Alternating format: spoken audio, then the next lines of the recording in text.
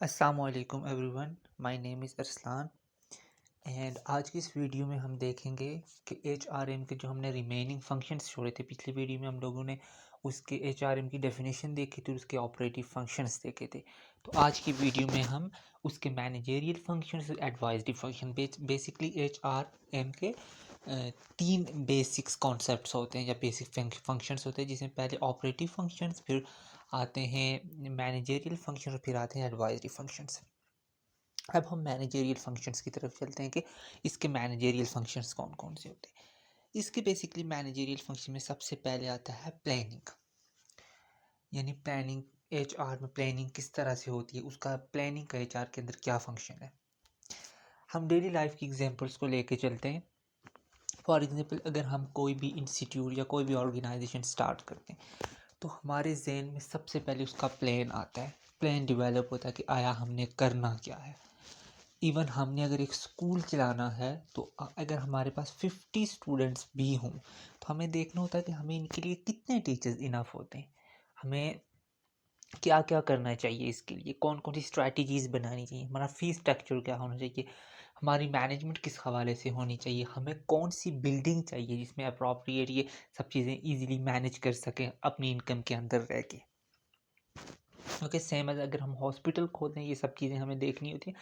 किसी भी ऑर्गेनाइजेशन को चलाने के लिए हमें ये चीज़ देखनी होती है। अब एचआर का इस फंक्शन, एचआर में प्लानिंग का क्या रोल है या किस तरह से है, वो देखते हैं। जो एचआर में जब भी प्लानिंग की जाती है या जिस तरह से भी की जाती है, तो बेसिकली इसमें देखा जाता है कि रिक्वायरमेंट्स जॉब की क्या हैं, हमने किस तरह से लोगों को रिक्रूट करना है, कौन से सोर्सेज यूज़ करके हम लोगों को रिक्रूट करना है, इस जॉब्स की रिक्वायरमेंट्स क्या क्या हैं। फॉर एग्जांपल, अगर हमारे पास जॉब आ जाती है किसी भी ऑर्गेनाइजेशन के अंदर, या फॉर एग्जांपल हॉस्पिटल की एग्जांपल लेते हैं या एक यूनिवर्सिटी की एग्जांपल लेते हैं। यूनिवर्सिटी में अगर हमें एमएस या एमफिल के स्टूडेंट्स को पढ़ाने के लिए टीचर चाहिए, तो हमारे पास ये आएगा कि आया जिस टीचर को हमने हायर करा मस्ट पीएचडी हो, उसके कुछ आर्टिकल्स पब्लिश होने चाहिए इंटरनेशनली, एंड पीएचडी से प्रेफरेंस हम पोस्ट डॉक्टरेट को देंगे कि वो होना चाहिए। अगर हम बीएस लेवल के स्टूडेंट्स के लिए कोई टीचर हायर करें तो इवन एमएस एमफिल के टीचर भी हम करेंगे, चलेंगे। अगर पीएचडी नहीं मिल रहे तो हम एमएस के स्टूडेंट्स को भी ले, एमएस के टीचर्स को भी लेके चल सकते हैं। तो ये होती है बेसिकली, इसमें ये चीज़ आती है कि ये चीज़ है कि इस जॉब की रिक्वायरमेंट क्या है। ठीक हो गया। फिर अगर हमारे पास कोई क्लर्क आता है, तो कोई भी क्लर्क अगर हमने इंस्टीट्यूशन के अंदर रखना, तो हमें देखना आया बेसिकली ये फाइनेंस डिपार्टमेंट से होना चाहिए। ये कोई उर्दू, इंग्लिश, फिजिक्स, केमिस्ट्री का मास्टर्स नहीं होना चाहिए या बैचलर नहीं होना चाहिए, ये होना चाहिए किस चीज़ का, फाइनेंस डिपार्टमेंट का, जो ये चीज़ें देख सके, जो फाइनेंस को पढ़ता हो, जिसको बैलेंस शीट बनानी आती है, जिसको इनकम स्टेटमेंट बनानी है, दैट ऑल द थिंग्स। तो ये बेसिकली ये सब एग्जांपल देने का ये कि प्लानिंग फर्स्ट, किसी भी प्रोजेक्ट को स्टार्ट करने के या किसी भी चीज़ का फर्स्ट पार्ट होता है प्लानिंग, जिसमें हम चीज़ों को सेट आउट करते हैं कि आया ये चीज़ें किस तरह से करनी चाहिए हमें। ओके, सेकंड हमारे पास है ऑर्गेनाइजिंग। ठीक हो गया। ऑर्गेनाइजिंग में ये बता रहे हैं कि जो ऑर्गेनाइजिंग फंक्शन होता है, इसमें हम स्ट्रक्चर ऑर्गेनाइजेशन का डिज़ाइन किया जाता है, इसमें ऑर्गेनाइजेशन का स्ट्रक्चर डिज़ाइन किया जाता है, ऑर्गेनाइज किया जाता है कि किस तरह से किस स्ट्रक्चर होना चाहिए ऑर्गेनाइजेशन के अंदर। इसमें बता रहे हैं कि इसमें क्या क्या चीज़ें इंक्लूड होती हैं।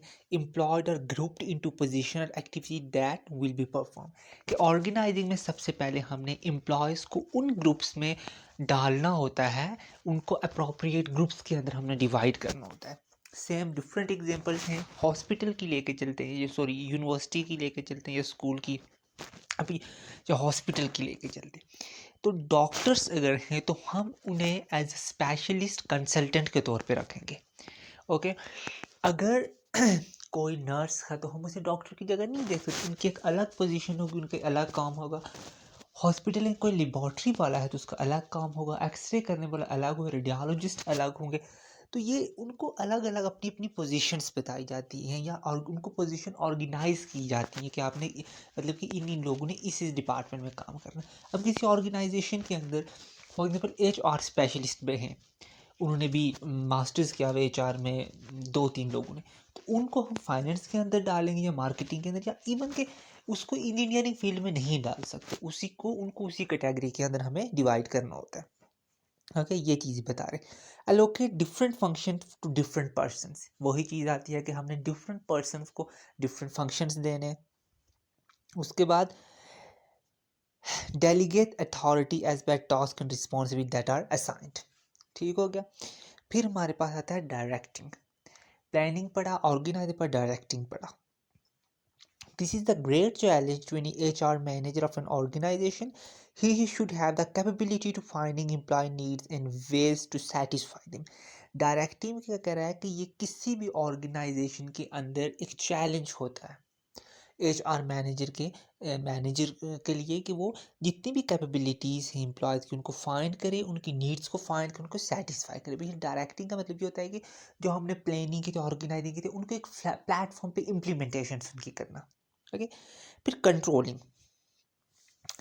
अब कंट्रोलिंग का क्या है कि ये control as a team leader या एज अ HR मैनेजर आपने पूरे डिपार्टमेंट को कंट्रोल करना होता है, उसके ऊपर नज़र रखनी होती है। ये बता रहे हैं कि सर्कल अगेन प्लानिंग की तरफ जाता है। अब ये सर्कल प्लानिंग की तरफ किस तरह से जाता है कि जब हम कंट्रोल करेंगे तो हमारा पहली नज़र प्लानिंग पे होगी कि आया हमने ये चीज़ प्लान की थी उस हिसाब से हो रही है।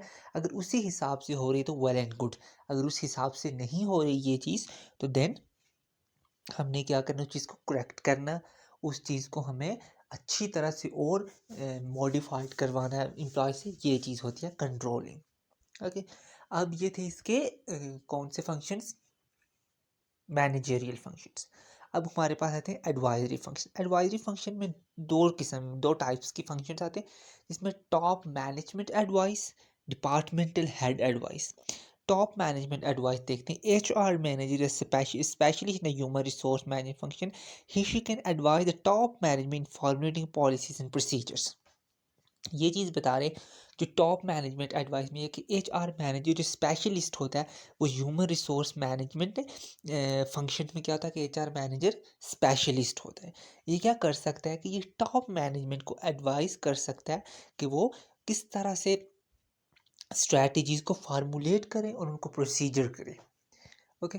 मतलब कि जितनी भी टॉप मैनेजमेंट की जो पॉलिसीज़ या जितने भी प्रोसीजर्स थे उनको आप किस तरह से बेहतर बनाएं। अब HR मैनेजर अगर कोई पॉलिसी उनको अच्छी नहीं लग रही, फॉर एग्जांपल अगर कंपनी के अंदर एम्प्लॉयज़ को सैलरी 15 को दी जा रही है, जैसे वो सेटिस्फाई नहीं हो जा रहे कि हमें at the start of the month salary मिले, तो ये चीज़ ऊपर वो उन्हें एडवाइस कर सकता है कि आपने इस तरह से इन लोगों को ट्रीट करना है, इस तरह से ये लोग सेटिस्फाई भी रहेंगे।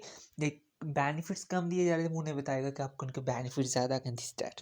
ओके, ये चीज़ें आती हैं एडवाइजरी फंक्शन में। टॉप मैनेजमेंट यानी HR स्पेशलिस्ट जो होता है वो टॉप मैनेजमेंट को एडवाइस कर सकता है और उनसे पॉलिसीज़ फॉर्मुलेटिंग चेंज करवा सकते हैं। Departmental head advice. Under this function, she advised the head of various departments on policies related to the job design, job description, recruitment, selection, appraisals. अब डिपार्टमेंटल हेड एडवाइस क्या है कि under this function जो भी HR manager या specialist होता है वो वेरियस डिपार्टमेंट्स को और उनकी पॉलिसीज़ को क्या कर सकता है कि उनको एडवाइस कर सकता है कि ये चीज़ इस तरह से बेहतर होगी, जिसमें जॉब डिस्क्रिप्शन आती है, जॉब रिक्रूटमेंट आती है, सिलेक्शंस आती है, अप्रेजल कि आया हमने इस तरह की जॉब डिस्क्रिप्शन बनानी चाहिए, हमने एम्प्लॉयज़ को रिक्रूट इस तरह से करना चाहिए, हमें उन्हें सिलेक्ट इस तरह से करना चाहिए, हमें उन्हें अप्रेजल्स इस तरह से देने चाहिए। ठीक है, तो ये हमारी बेसिकली 2 वीडियोज़ में एक हमारा पूरा टॉपिक कवर हुआ है, what is HRM and what is the functions of HRM। इंशाल्लाह नेक्स्ट हम मैनेजमेंट की मोटिवेशन थेरीज़ की तरफ चलेंगे कि वो कौन कौन थी और क्या क्या है। तो तब के लिए अल्लाह हाफिज़, इंशाल्लाह नेक्स्ट वीडियो में मिलते हैं।